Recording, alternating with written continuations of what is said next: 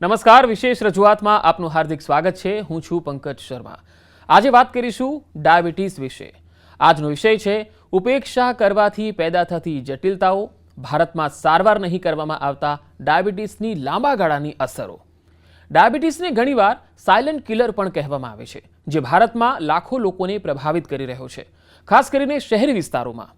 ત્યારે ઘણા લોકો સારવાર નહીં કરવામાં આવતા ડાયાબિટીસની સાથે સંકળાયેલી ગંભીર જટિલતાઓથી હજુ પણ અજાણ છે।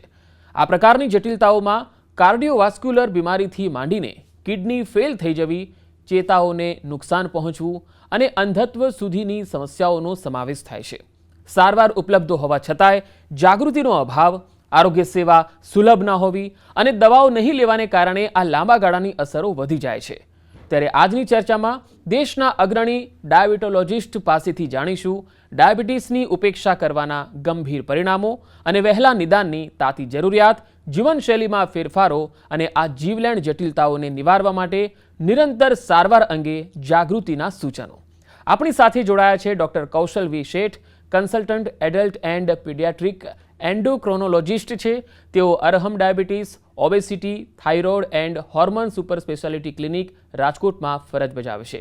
ડૉક્ટર કૌશલ સર, આપનું હાર્દિક સ્વાગત છે। બીજા નિષ્ણાત છે ડૉક્ટર હર્ષ દુર્ગિયા, કન્સલ્ટન્ટ એન્ડોક્રોનોલોજિસ્ટ અને ડાયાબિટોલોજિસ્ટ છે। Doctor Harsh endocrine and diabetes centre રાજકોટમાં તેઓ સેવા આપે છે। ડૉક્ટર હર્ષભાઈ, આપનું પણ સ્વાગત કરું છું। અને ત્રીજા નિષ્ણાત છે doctor Kunal Thakkar, consultant endocrinologist છે। તેઓ doctor Kunal's Endocare super speciality clinic Bhuj ખાતે સેવાઓ આપે છે। ડૉક્ટર સર, આપનું પણ સ્વાગત કરું છું। આજે ખૂબ જ મહત્વનો વિષય ડાયાબિટીસ પર આપણે ચર્ચા કરી રહ્યા છીએ, ત્યારે ડૉક્ટર કૌશલ વી શેઠ, આપનાથી શરૂઆત કરવા માંગીશ। ડાયાબિટીસની સારવાર કરવામાં ના આવે તો એનાથી કયા સર્વસામાન્ય લાંબા ગાળાની જટિલતાઓ પેદા થતી હોય છે? ડાયાબિટીસના લાંબા ગાળાના મુખ્યત્વે 6 પ્રકારના કોમ્પ્લિકેશન્સ થતા હોય છે। એમાં મુખ્ય છે કિડની। ડાયાબિટીસની કિડની ઉપર થતી અસર। જેટલી પણ કિડની ફેલ થાય છે એમાં જે સૌથી મોટું કારણ છે એ ડાયાબિટીસ છે। જો લાંબા ગાળા સુધી ડાયાબિટીસને કંટ્રોલ કરવામાં આવે તો આ કિડની ફેલિયરથી અને ડાયાલિસિસથી પણ બચી શકાય છે। એ સિવાય અન્ય કોમ્પ્લિકેશન્સ છે આંખના પડદા ઉપર થતી અસર, એટલે કે રેટિનોપેથી। જેમાં આંખની નજર આપણી જઈ શકે છે જો સમયસર એની સારવાર કરવામાં ના આવે। એ સિવાય પગના તંતુઓ પર અસર થાય, જેને કહેવાય ન્યુરોપેથી। પગની ધમની, હૃદયની ધમની અને મગજની ધમની, આ ત્રણેય જગ્યાએ નળીઓમાં બ્લોક થઈ શકે, એટલે કે હાર્ટ એટેક આવી શકે, લકવો આવી શકે અને પગનું ગેંગ્રીન પણ થઈ શકે। આ બધા કોમ્પ્લિકેશન્સ પણ ડાયાબિટીસ જોડે જ સંકળાયેલા છે। આનું નિવારણ કઈ રીતે શક્ય બને?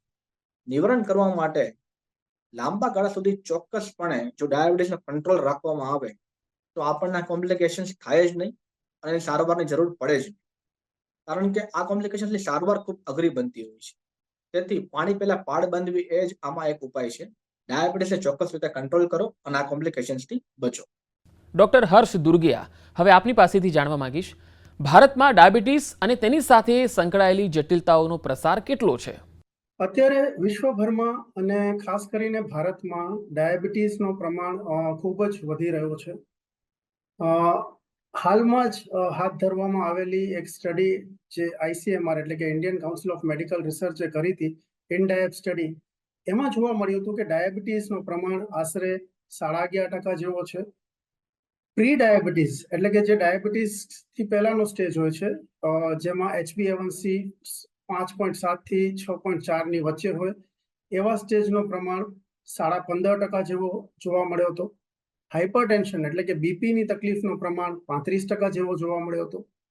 મેદસ્વીતા એટલે કે ઓબેસિટી, એનું પ્રમાણ પણ વધતો જાય છે અને એ આશરે 28% લોકોમાં જોવા મળે છે। મેદસ્વીતા એ ડાયાબિટીસ, બીપી અને કોલેસ્ટ્રોલ જેવી પ્રોબ્લેમ્સનું મુખ્ય કારણ છે। આ ઉપરાંત કોલેસ્ટ્રોલની પ્રોબ્લેમ્સ 81% પેશન્ટ્સમાં જોવા મળી હતી, જે બહુ જ ગંભીર આંકડો છે। ડૉક્ટર કુનાલ ઠક્કર, હવે આપની પાસે આવીશ। ભારતમાં અનિયંત્રિત કે પછી સારવાર નહીં કરવામાં આવતા ડાયાબિટીસ પાછળના પ્રાથમિક કારણો કયા તમે માનો છો? અનિયંત્રિત અને અનકન્ટ્રોલ્ડ અને જે કહીએ કે ઘણા બધા જે કેસીસ વધી રહ્યા છે એના પ્રાઇમરી પરિબળો કયા કયા છે? સો એમાં આપણે ઘણા બધા પરિબળોની વાત કરી શકીએ। સૌથી પહેલા તો હું એલાબોરેટ કરું તો પેલું આવે કે જાગૃતિનો અભાવ, લેક ઓફ અવેરનેસ. બીજું આવે lack of accessibility to healthcare, એટલે કે આપણું પૂરેપૂરું હેલ્થકેરની આપણે જે ઘણી બધી પોપ્યુલેશન આપણા કન્ટ્રીમાં વિલેજીસમાં રહે છે તો એમની પાસે હેલ્થકેર અવેલેબિલિટી નથી હોતી. ત્રીજું છે કે આપણી ફાઇનાન્શિયલ હેલ્થ, એટલે કે આપણી આર્થિક પરિસ્થિતિ કેવી છે. ઘણા બધા લોકો આપણે મોટા ભાગે હેલ્થકેર જે છે એ પોકેટમાંથી સ્પેન્ડ કરીએ છીએ, ઇન્સ્યોરન્સ નથી હોતું મોટા ભાગના લોકો પાસે. તો એ એક સમ ઓફ ધ રીઝન્સ છે. હવે આમ જે પ્રાઇમરી એક રિસન્ટ સર્વેની વાત કરું તો ઇન્ડિયામાં on an average 7 to 8 crore 7 થી 8 કરોડ લોકો ડાયાબિટીસથી સફર કરે છે. અને રિસેન્ટ બીજા સર્વે પ્રમાણે એવું પણ કહેવામાં આવે છે કે જેટલા લોકોને ડાયાબિટીસ છે ઓલમોસ્ટ એટલા ને એટલા જ લોકો હજી પણ ડાયાબિટીસ ધરાવે છે, પણ એમનું નિદાન નથી થઈ શક્યું. તો શું કામ નિદાન નથી થઈ શકતું ટાઈમ ઉપર, અને નિદાન થયા પછી પણ શું કામ આપણે પૂરેપૂરો ડાયાબિટીસ ઉપરનો કંટ્રોલ નથી લઈ શકતા આઈડિયલ વેમાં? એના પરિબળોમાં મારા હિસાબે સૌથી મોટા પરિબળો છે કે જાગૃતિનો અભાવ, લેક ઓફ અવેરનેસ. એક્સેસની વાત કરીએ તો પેરીફેરીમાં પણ એક્સેસ સારું એવું થઈ ચૂક્યું છે, પણ અવેરનેસ પૂરેપૂરી નથી. જાણકારી આપણી પાસે અપૂરતી છે લોકો પાસે ડાયાબિટીસ રિલેટેડ, કે ડાયાબિટીસ શું નુકસાન કરી શકે છે, શું કોમ્પ્લિકેશન્સ કરી શકે છે. એટલે અને બીજા ઘણા બધા સાંસ્કૃતિક અને કલ્ચરલ આપણી પાસે મિથ એવા હોય છે કે જે આપણને અસક્ષમ બનાવે છે આપણે પૂરેપૂરી ઇન્ફોર્મેશન સ્પ્રેડ કરવામાં. ઘણીવાર મિસઇન્ફોર્મેશન પણ સોશિયલ મીડિયામાં સ્પ્રેડ થતી હોય છે. તો આ ટાઈપના રીઝન્સ છે કે જે આપણા એવા મુખ્ય પરિબળ ભાગ ભજવે છે કે જેને લીધે પૂરેપૂરા ડાયાબિટીસના કેસીસ ડાયગ્નોસ નથી થઈ શકતા અને કંટ્રોલ નથી થઈ શકતા. ડૉક્ટર કૌશલ સર, હવે આપની પાસેથી એક મહત્વનો સવાલ જાણવો છે, એનો જવાબ શું હોઈ શકે? જો ડાયાબિટીસની સારવાર કરવામાં જ ના આવે તો એનાથી કાર્ડિયોવાસ્ક્યુલર જટિલતાઓ કેવી રીતે થતી હોય છે? ડાયાબિટીસ, સ્પેશિયલી અનકન્ટ્રોલ ડાયાબિટીસ, એ આજના સમયમાં હાર્ટ એટેકનું એક મુખ્ય કારણ બન્યું છે. આપણે એમ પણ જોઈએ છીએ કે હવે ઘણી નાની ઉંમરે હાર્ટ એટેક આવવાનું શરૂ થઈ ગયું છે. તેના ઘણા બધા કારણો છે, પણ જે આપણું લાઇફસ્ટાઇલના મેનેજમેન્ટની સાથે સંકળાયેલા છે. પરંતુ એમાંનું એક કારણ ડાયાબિટીસ કે પ્રી ડાયાબિટીસ પણ હોઈ શકે છે. ડાયાબિટીસના દર્દીઓમાં ડાયાબિટીસ ન હોય એના કરતાં હાર્ટ એટેક આવવાનું જોખમ 2 થી 4 ગણું વધારે હોય છે. આ જોખમને નિવારવા માટે યોગ્ય પ્રમાણમાં કસરત, ઊંઘ, પ્રોપર આહાર એટલે કે બેલેન્સ ફૂડ, બેલેન્સ ડાયટ અને લાંબા ગાળા સુધી પ્રોપર શુગર કંટ્રોલ, આ બધી વસ્તુનું ધ્યાન રાખવામાં આવે તો ડેફિનેટલી આપણે હાર્ટ એટેકના જોખમથી બચી શકીએ છીએ. બીજું ધ્યાનમાં રાખવા જેવું એ કે ઘણી વખત ડાયાબિટીસના દર્દીઓને જ્યારે એટેક આવે ત્યારે એમને પેઇન થતું નથી, એટલે કે આપણે એને સાયલેન્ટ એટેક કે સાયલેન્ટ એમઆઈ કહીએ છીએ. તેથી આ દર્દીઓમાં જરા પણ ક્યારેય પણ મૂંઝારો થાય કે જડબામાં દુખાવો થાય કે પીઠમાં પણ સામાન્ય દુખાવો થાય અથવા તો સામાન્ય રીતે ઘણી વખત વોમિટિંગ પણ થાય, પણ જો જરા પણ શંકાસ્પદ લાગે તો તરત જ તેમને ઇલેક્ટ્રોકાર્ડિયોગ્રામ કરાવવો જોઈએ અને નજીકના ડોક્ટરનો સંપર્ક કરવો જોઈએ. ડૉક્ટર હર્ષ દુર્ગિયા સર, હવે એક મહત્વનો સવાલ. ડાયાબિટીક ન્યુરોપેથી એ સારવાર નહીં કરવામાં આવતા ડાયાબિટીસની સૌથી ગંભીર જટિલતા શા માટે કહેવાય છે? આપણે જાણીએ છીએ કે ડાયાબિટીસને જો કંટ્રોલ કરવામાં ના આવે તો લાંબા ગાળે એના કોમ્પ્લિકેશન્સ જેમ કે ડાયાબિટીક રેટાઇનોપેથી, ડાયાબિટીક નેફ્રોપેથી અથવા ન્યુરોપેથી થઈ શકે. ડાયાબિટીક નેફ્રોપેથી એમાંથી કિડનીને લાગતો રોગ છે. ઊંચા બ્લડ શુગરના લીધે કિડનીને સપ્લાય કરતી રક્તવાહિનીઓ જે છે, લોહીની નાની નાની નસો જે છે એમાં નુકસાન પહોંચે છે, જેના લીધે યુરિનમાં પ્રોટીનનો લીકેજ જોવા મળે છે. સામાન્ય દરે નોર્મલ લોકોમાં યુરિનમાં પ્રોટીન જોવા મળતું નથી, પણ ડાયાબિટીક નેફ્રોપેથીના લીધે પ્રોટીન લીકેજ થવાના લીધે એ યુરિનમાં જોવા મળે છે. અને જો આને કંટ્રોલ કરવામાં ના આવે તો લાંબા ગાળે આના લીધે ક્રોનિક કિડની ડિઝીઝ એટલે કે સાદી ભાષામાં કહીએ તો કિડની ફેલિયર પણ થઈ શકે છે, જેના લીધે અમુક પેશન્ટ્સને ડાયાલિસિસની અથવા કિડની ટ્રાન્સપ્લાન્ટની પણ જરૂર પડતી હોય છે. એટલે જ ડાયાબિટીસને પહેલા જ દિવસથી કંટ્રોલ કરવું જરૂરી છે. ડૉક્ટર કુનાલ સર, હવે આપની પાસેથી જાણવું છે કે ડાયાબિટીસ ફૂટ ઇન્ફેક્શન આ શું હોય છે અને ડાયાબિટીસના દર્દીઓમાં તેને કેવી રીતે અટકાવી શકાય? તો ડાયાબિટીક ફૂટ એક જટિલ પ્રકારનું ડાયાબિટીસનું કોમ્પ્લિકેશન કહી શકાય. ટૂંકમાં સમજીએ કે ડાયાબિટીક ફૂટ કેવી રીતના ડેવલપ થાય છે. તો લાંબા ગાળાના શુગરમાં ખાસ કરીને જેમનું ડાયાબિટીસ અનકન્ટ્રોલ રહેતું હોય છે તો એમના કેસીસમાં નસોને ડેમેજ થાય છે. નસો એટલે શું? 2 પ્રકારનું હોય છે, ચેતાતંતુઓનો ડેમેજ અને રુધિરવાહિનીઓ, રક્તવાહિનીનો ડેમેજ. તો ચેતાતંતુઓના ડેમેજ થવાથી આપણા સેન્સેશન ઓછા થાય છે, નાની મોટી ઇન્જરીઝ ડિટેક્ટ નથી થતી, અને એમાં રક્તનો સપ્લાય, રુધિર જે બ્લડ સર્ક્યુલેશન ઓછો થઈ જાય છે, તો એના કારણે જે ઘાવ પડી જાય છે એના ઉપર રૂઝ આવવાની પ્રક્રિયા પણ લેટ થઈ જાય છે. હવે અનકન્ટ્રોલ ડાયાબિટીસમાં એક તો રોગ પ્રતિકારક શક્તિ ઓછા હોવાના કારણે અને ચેતાતંતુઓના ડેમેજના કારણે ઇન્ફેક્શન જલ્દીથી પકડાઈ જાય છે. અને આ ટાઈપનું ઇન્ફેક્શન જલ્દી કંટ્રોલ ના આવે એના કારણે જે ઇન્ફેક્શન કે જેને આપણે સેલ્યુલાઇટિસ કે ગેંગ્રીનમાં પણ ડેવલપ થઈ શકે છે. હવે ગંભીર કેસીસમાં જો આપણે ટાઈમ પર પ્રેઝન્ટ ન થાય હોસ્પિટલમાં તો આવા અમુક ગંભીર કેસના દર્દીઓને એડમિટ પણ થવું પડે છે અને અમુક પેશન્ટ્સને આ ટાઈપના કેસીસમાં પગનો અમુક ભાગ પણ ગુમાવવો પડે છે અને કપાવવો પડે છે. આ ન થાય એના માટે આપણે શું કરી શકીએ? તો એના માટે સૌથી પહેલા એક તો લોંગ ટર્મ્સ આપણે ડાયાબિટીસનો કંટ્રોલ સારો રાખવો જરૂરી છે. બીજું કે આપણે પગનું નિરીક્ષણ કરતા રહેવું જરૂરી છે દરેક દર્દીએ, કે જેના કારણે નાના મોટા કોઈ ઘાવ હોય કે ઇન્ફેક્શન હોય કે એને આપણે એડ્રેસ કરી શકીએ. અને ઇન્ફેક્શન જેવું જણાય તો પ્રોપર ટાઈમ ઉપર ડોક્ટરની સલાહ લઈ અને એને અર્લી સ્ટેજમાં જેને આપણે ટ્રીટમેન્ટ કરીએ તો પગને બચાવી શકીએ છીએ અને ડાયાબિટીક ફૂટના કોમ્પ્લિકેશનથી આપણે બચી શકીએ છીએ. વિશેષ રજૂઆતમાં હજુ ઘણા બધા પાસાઓની આપણે માહિતી મેળવીશું. હાલ સમય થઈ ગયો છે એક નાનકડા વિરામનો. ક્યાંય જશો નહીં, મળીએ એક નાનકડા વિરામ બાદ.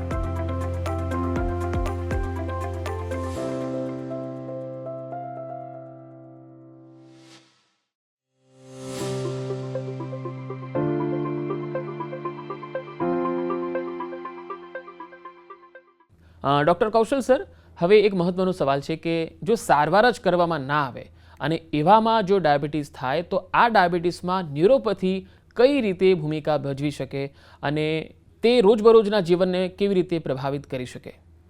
સો ન્યુરોપેથી એટલે કે આપણા ચેતાતંત્ર ઉપર થતી ડાયાબિટીસની અસર. બેઝિકલી ઘણી વખત આપણે સાંભળીએ છીએ કે ડાયાબિટીસના દર્દીઓમાં સંવેદનાઓ જતી રહે છે. એટલે કે એમના પગમાં કોઈ પણ વસ્તુ વાગી જાય તો એમને કોઈ દુખતું નથી અને ઘણી વખત એમને અમુક દિવસો સુધી ખબર પણ નથી પડતી. ઘણા પેશન્ટના પગમાં ચાંદુ પડી જાય, એની અંદર કાંકરી ફસાયેલી રહી જાય તો પણ એમને ખ્યાલ આવતો નથી અને પછી એક આ નાનકડું ચાંદુ જ આગળ જતા એક મોટા અલ્સરનું સ્વરૂપ લે છે અને ઘણી વખત આપણે ગેંગ્રીન પણ થાય એટલે પગની આંગળી કાપવી પડે અને એવી અવસ્થા પણ આવતી હોય છે. એટલે ન્યુરોપેથી એમ જોઈએ તો એક ગંભીર કોમ્પ્લિકેશન્સ છે. એનાથી બચવા માટે સૌથી સારો રસ્તો અગેઇન એકની એક જ વાત એ છે કે ડાયાબિટીસનો લાંબા ગાળા સુધી સંપૂર્ણ કંટ્રોલ. એટલે કે તમારું HbA1c કન્સિસ્ટન્ટલી 60% નીચે રહે તો તમે ન્યુરોપેથીથી બચી શકો. એ સિવાય અન્ય ધ્યાનમાં રાખવા જેવી બાબતો એ છે કે તમારી ફૂટ કેર પ્રોપર હોવી જોઈએ. એટલે કે દરરોજ તમે તમારા પગના તળિયાનું અને પગનું એક્ઝામિન કરવાનું રાખો, એને અરીસાથી તપાસો કે કઈ વસ્તુ કોઈ લાગી નથી, કોઈ કાંકરી, કોઈ નખ, બીજી કોઈ વસ્તુઓ ફસાઈ નથી ગઈ. પ્રોપરલી નેલ ટ્રીમિંગ કરવાનું રાખો, એટલે કે નખ કાપવાનું રાખો જેથી એક પગનો નખ બીજા પગમાં ઘૂસી ન જાય. ખુલ્લા પગે ચાલવાનું ટાળો. ઘરમાં પણ શક્ય હોય ત્યારે સ્લીપર અથવા મોજા પહેરીને જ ચાલો અને બહાર જાઓ ત્યારે બહુ ટાઈટ ન હોય એવા કેનવાસના શૂઝ પહેરી શકાય જેથી ડાયાબિટીકના કારણે થતા ન્યુરોપેથી અને ફૂટના કોમ્પ્લિકેશન્સથી બચી શકાય. ડૉક્ટર હર્ષ સર, હવે આપની પાસેથી જાણવું છે કે સારવાર ન કરવામાં આવે તો ડાયાબિટીસ આંખોની દ્રષ્ટિને કેવી રીતે અસર કરે છે કે પ્રભાવિત કરે છે? ડાયાબિટીસના લીધે થતા કોમ્પ્લિકેશન્સમાં ડાયાબિટીક રેટાઇનોપેથી એક મુખ્ય કોમ્પ્લિકેશન છે. ડાયાબિટીસના લીધે હાઇપરગ્લાઇસેમિયા એટલે કે ઊંચા બ્લડ શુગરના કારણે આંખના પડદા એટલે કે રેટાઇનાને સપ્લાય કરતી જે રક્તવાહિનીઓ છે, જે નાની નાની લોહીની નસો છે, એમાં નુકસાન થવાથી રેટાઇના એટલે કે આંખના પડદાને નુકસાન થતું હોય છે, જેનાથી જોવાની શક્તિમાં ઘટાડો થતો હોય છે. આને આપણે ડાયાબિટીક રેટાઇનોપેથી તરીકે ઓળખીએ છીએ. જો ડાયાબિટીક રેટાઇનોપેથીને સારવાર માટે લેઝર ટ્રીટમેન્ટ અથવા ફોટોકોએગ્યુલેશનની ટ્રીટમેન્ટ પણ ઉપયોગ થતો હોય છે. આ સિવાય ડાયાબિટીસના લીધે આંખમાં કેટરેક્ટ એટલે કે મોતિયાનો જોખમ પણ વધે છે અને ગ્લોકોમા એટલે કે ઝામર થવાનો રિસ્ક પણ વધારે હોય છે ડાયાબિટીસના પેશન્ટ્સને. એટલે જો આ બધી વસ્તુઓથી આપણે બચવું હોય તો ડાયાબિટીસને સારી રીતે કંટ્રોલમાં રાખવું જોઈએ. ડૉક્ટર કુનાલ, ડાયાબિટીસમાં જટિલતાઓને અટકાવવા માટે સૌથી મહત્વપૂર્ણ શું છે? ડાયાબિટીસમાં કોમ્પ્લિકેશન્સ હવે સૌથી ઇમ્પોર્ટન્ટ છે કે આપણે જાણીએ કે અનકન્ટ્રોલ્ડ લોંગ સ્ટેન્ડિંગ ડાયાબિટીસમાં કોમ્પ્લિકેશન્સ કયા કયા થઈ શકે છે. તો આમ જોવા જઈએ તો બે ટાઈપના કોમ્પ્લિકેશન્સ હોય, માઇક્રોવાસ્ક્યુલર, મેક્રોવાસ્ક્યુલર. જેમ કે માઇક્રોવાસ્ક્યુલરમાં આવે કે આંખના પડદાનો ડેમેજ, કિડનીનો, નેફ્રોનનો કિડનીનો ડેમેજ અને નસોનો એટલે ચેતાતંતુઓનો ડેમેજ. અને મેક્રોવાસ્ક્યુલરમાં આવે આપણા મોટા ભાગના વાસ્ક્યુલર ડિસીઝ એટલે કે હાર્ટનો પ્રોબ્લેમ, વાસ્ક્યુલર પ્રોબ્લેમ, સ્ટ્રોકનો રિસ્ક, આ બધા રિસ્ક ડાયાબિટીસના પેશન્ટ્સમાં વધી જાય છે. હવે આમ જોવા જઈએ તો કોમ્પ્લિકેશન્સ અને જટિલતાઓ પ્રિવેન્ટ કરવાનું કે ઓછું થાય એના માટે શું કરવાનું? તો એક નોટ રિસેન્ટ હું તમને એક એક્ઝામ્પલ આપવા માંગીશ કે મેટાબોલિક મેમરી કરીને એક કોન્સેપ્ટ આવેલો છે. આજથી 25 વર્ષથી આ જાણીતું છે કે ડાયાબિટીસ ડાયગ્નોઝ થાય, નિદાન થાય, એના શરૂઆતના 5 વર્ષોમાં જો આપણે ડાયાબિટીસનો કંટ્રોલ સારો રાખીએ છીએ તો ભવિષ્યમાં એટલે કે નેક્સ્ટ 15-20 વર્ષમાં પણ ડાયાબિટીસની કોમ્પ્લિકેશન્સને આપણે ઘણા બધા હદે ઓછા કરી શકીએ છીએ. સૌથી ઇમ્પોર્ટન્ટ એ છે કે પ્રોપર ટાઈમે ટ્રીટમેન્ટ ચાલુ કરવી, પ્રોપર મોનિટરિંગ રાખવું બ્લડ શુગરનું, અને પ્રોપર ડાયાબિટીસના ડોક્ટર પાસે ફોલોઅપ રાખવું. અને શરૂઆતના વર્ષોમાં જ ડાયાબિટીસનું કંટ્રોલ સારું રાખવાથી અને સારી રીતે લાઇફસ્ટાઇલ મેજર્સ એટલે ડાયટ અને એક્સરસાઇઝ ફોલો કરવાથી આપણે ઘણા બધા કોમ્પ્લિકેશન્સને ઓછા કરી શકીએ છીએ, પ્રિવેન્ટ કરી શકીએ છીએ. બીકોઝ પ્રિવેન્શન એ સૌથી ઇમ્પોર્ટન્ટ છે. કોમ્પ્લિકેશન્સ ડેવલપ થાય એના પહેલા પ્રિવેન્ટ કરવું જરૂરી છે. આપ તમામ નિષ્ણાત તબીબોને એક મારો કોમન સવાલ, છેલ્લો સવાલ છે. અમારા દર્શકો માટે આપના તરફથી શું મેસેજ આજનો રહેશે? શું તમે ટેક હોમ સંદેશ આપી શકો છો કે ડાયાબિટીસને વધુ સારી રીતે આપણે કેવી રીતે ઘટાડી શકીએ અથવા તો નિયંત્રિત કરી શકીએ? ડાયાબિટીસથી બચવા દરરોજ અડધી કલાકની કસરત, આહારમાં લીલા શાકભાજી અને ફળોનો વધારો, અને જંક ફૂડનો, કોલ્ડ ડ્રિંક્સનો, આઈસ્ક્રીમનો ઘટાડો, સ્ટ્રેસ મુક્ત જીવન એટલે કે મેડિટેશન, ઓવર થિંકિંગથી દૂર રહેવું, મિત્રો સાથે હળવું મળવું, હળવી ક્ષણો માણવી, હળવી પળો માણવી, અને જો ડાયાબિટીસ આવી જ જાય તો ડોક્ટરની સલાહ પ્રમાણે નિયમિત દવાઓ લેવી. આ દવાઓની મોટા ભાગે કોઈ ગંભીર સાઇડ ઇફેક્ટ હોતી નથી. ગેરમાન્યતાઓથી દૂર રહેવું. આટલું જ કરવાથી ડાયાબિટીસથી બચી પણ શકાય છે, અને જો ડાયાબિટીસ આવી જાય તો એની સાથે પણ એક સ્વસ્થ જીવન ડેફિનેટલી જીવી શકાય છે. જેમ આપણે જોયું, ડાયાબિટીસ એક સાયલેન્ટ કિલર તરીકે ઓળખાય છે. અમને ઘણા પેશન્ટ્સ પૂછતા હોય છે કે સાહેબ અમારું શુગર 300 છે, મને કંઈ થતું નથી, તો શેના માટે દવા લેવી?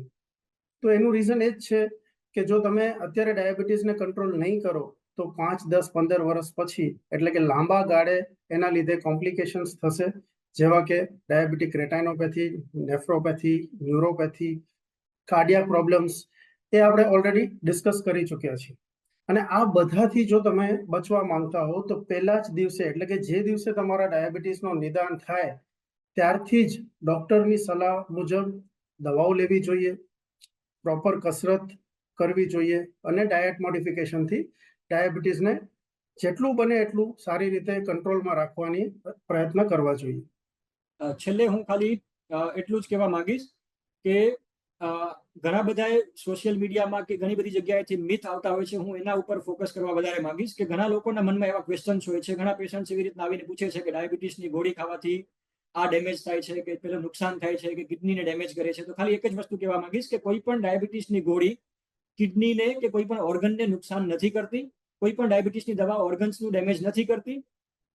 પ્રોપર ટાઈમે આપણે મેનેજ કરીએ તો જો અનકન્ટ્રોલ શુગરને કંટ્રોલ કરીએ તો આપણે કિડનીનો ડેમેજ બચાવી શકીએ છીએ. તો હાઈ શુગર છે એ જ નુકસાન કરે છે, ગોળી કિડનીને નુકસાન નથી કરતી. તો એ આપણે મગજમાંથી ડાઉટ એક મિથ કાઢી નાખવી જોઈએ, જે ઘણા બધા હદે આપણે પ્રિવેન્શન, કોમ્પ્લિકેશન પ્રિવેન્શનમાં હેલ્પ કરે છે.